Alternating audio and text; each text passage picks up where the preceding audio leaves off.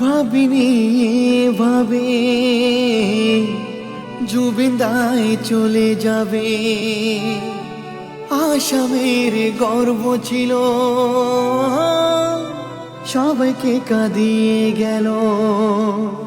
তার ভালোবাসার মানুষ সবাই আজ হারালো হুঁশ, সে আজ বিদায় জানালো।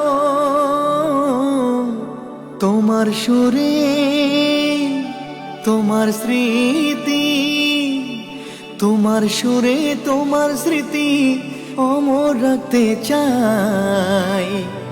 আমরা সবাই জানি তোমার জায়গায় অন্য কেহ নাই, তবু তোমার সুরে গাই যদি একটু গাইতে পাই।